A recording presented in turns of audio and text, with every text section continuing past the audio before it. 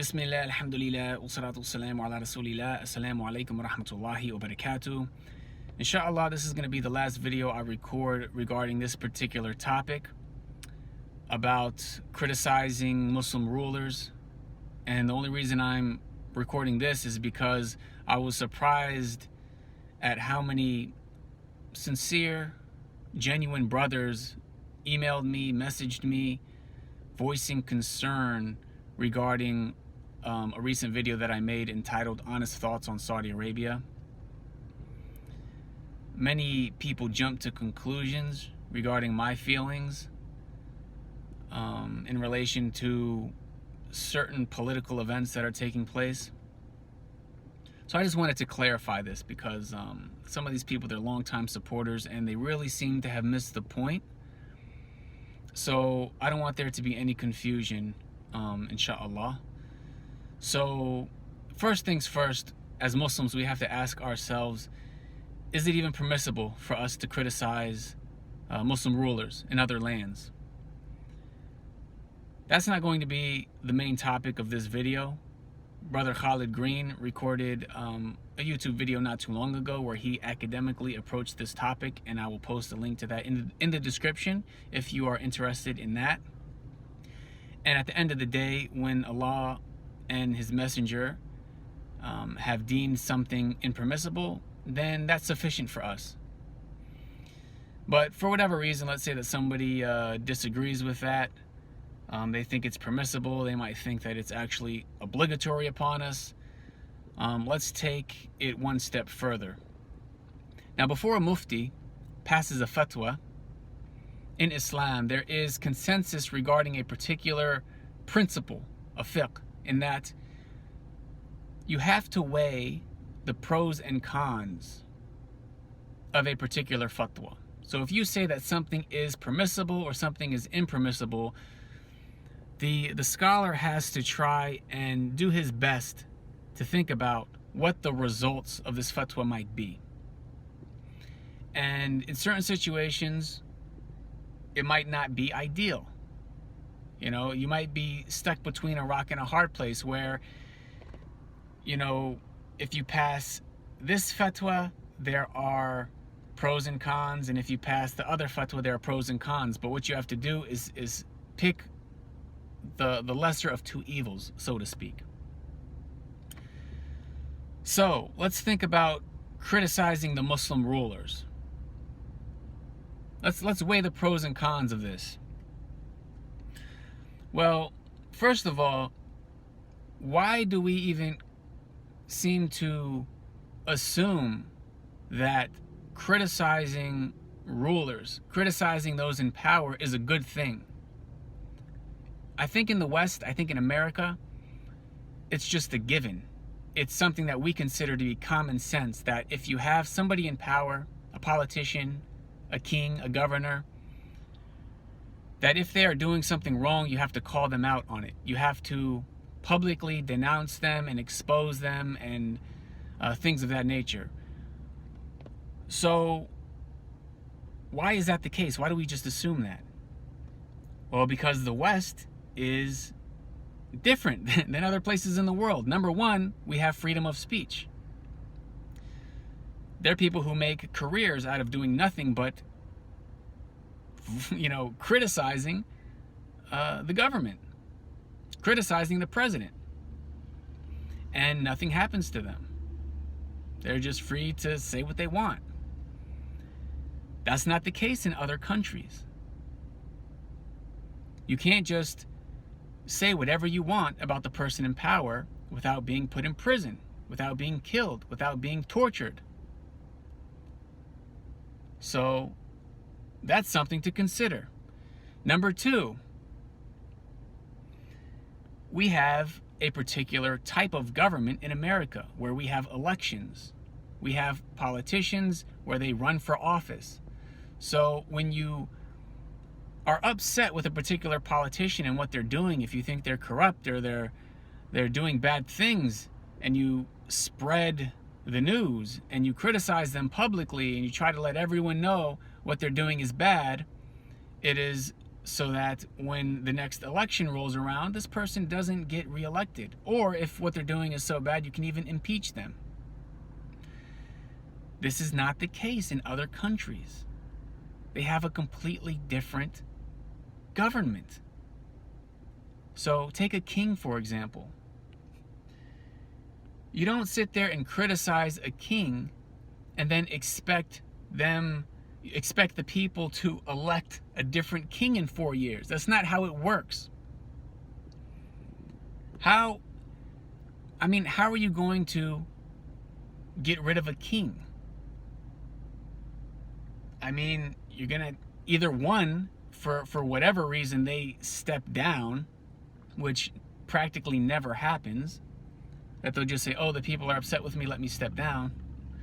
Or, two, there's like a violent revolution. Okay?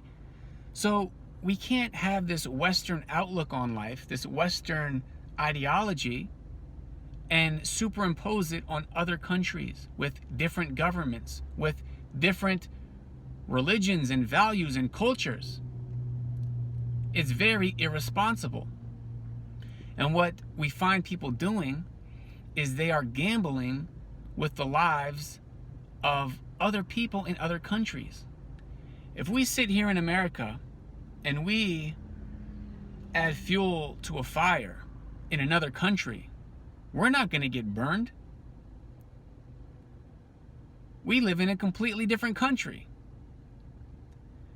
We're not going to get arrested. We're not going to have to fight in their civil war. We're not going to be directly affected by their entire country and region being destabilized. So it's really not as courageous as people seem to act when it comes to criticizing rulers of another country. In fact, it's somewhat cowardly because you're playing with the lives of other people. If you encourage other people of another country to hate their ruler, to protest, to speak out, they're the ones who are going to suffer the results of that, not you. It would be one thing, okay? It would be one thing if within our lifetime we didn't see Muslim countries trying to overthrow their rulers and having revolutions and uprisings and protests. If we never saw the results of what happened to these countries, to these people. If it was just hypothetical. That would be one thing. But it's not hypothetical at this point. We've seen it happen. We've seen how even if a country had certain bad things happening,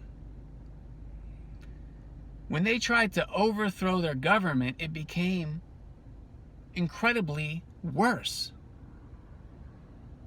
So why do people think that it's going to be different if we keep doing the same thing over and over again? It doesn't make any sense to me. Now, Allah tells us in the Quran that He does not change the condition of a people until they change themselves.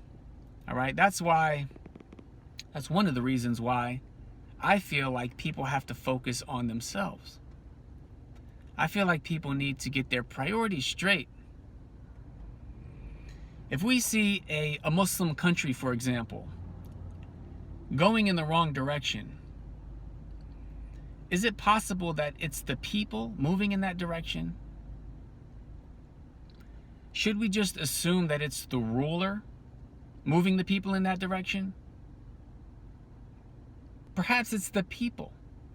Perhaps the people have a lot more power than they think. Now, in a place like Saudi Arabia, for example, like I said in my previous video, I don't see any other country in the world making it easier for people to practice the religion of Islam than in Saudi Arabia. So if the people are not practicing Islam to the best of their ability, perhaps it's not the ruler. Okay? Perhaps it's not the ruler who's at fault. And us in America, for example, we have the freedom to practice our religion as well. How many of us are practicing our religion properly. Allah does not change the condition of a people until they change themselves. What are we doing? Do we have our priorities straight? You know, people want to criticize the rulers. Is that our number one priority in Islam? Are you fulfilling all of your other priorities? People act like they're willing to go to war as if they have the strength and discipline and courage to go to war, to fight to the death, to suffer all sorts of injuries and withstand certain trials and tribulations that are involved in war. But do you have the discipline to even wake up for Fajr and pray at the masjid? Let's be honest. Let's be honest.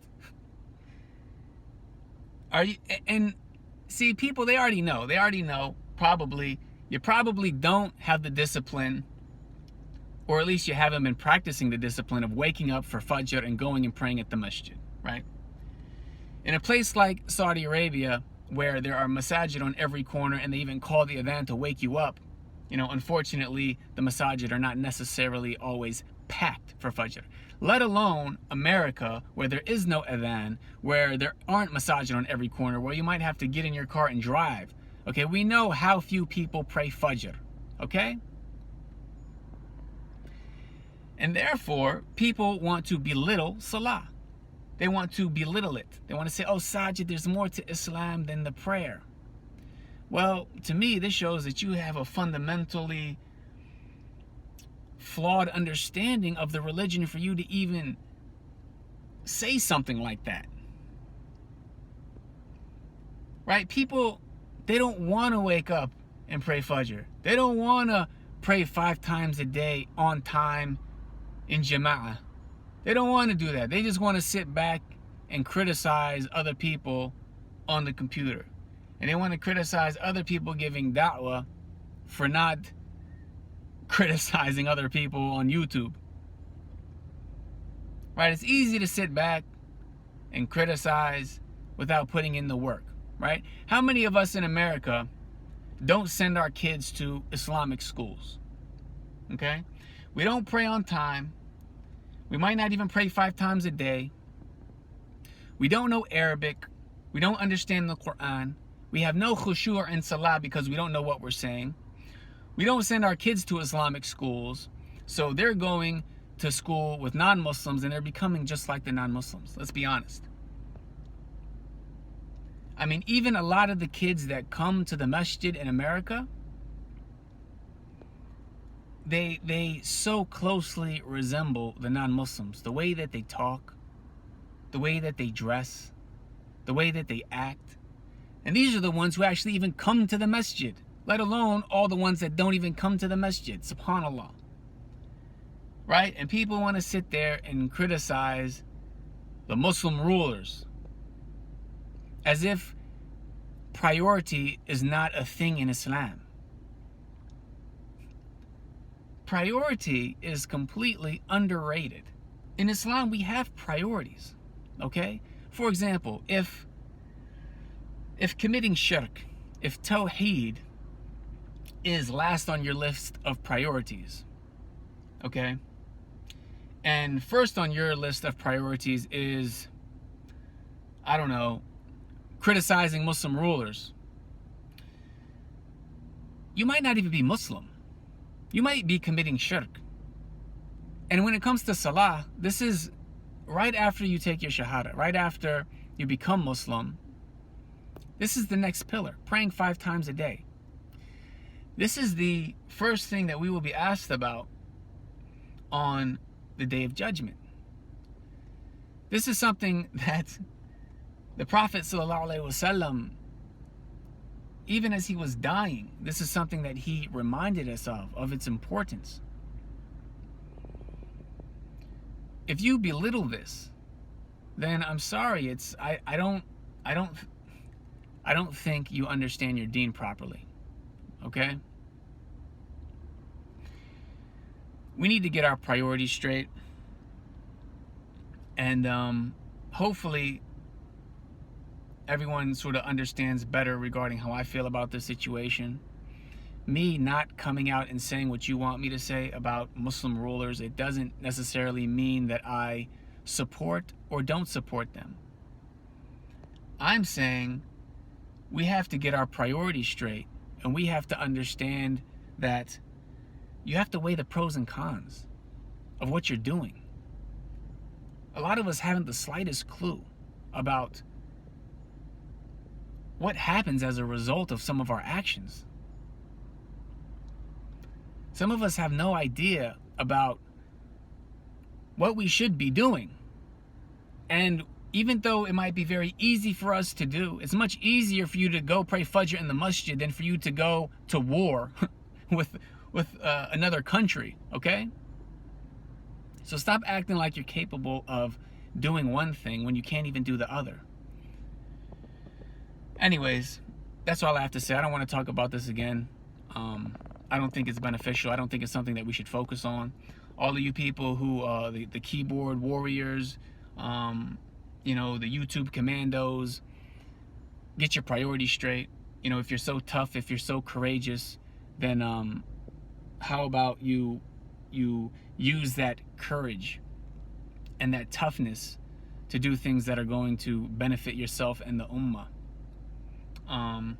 Allah surely knows best. Jazakumullahu khairan. Wassalamu alaikum wa rahmatullahi wa barakatuh.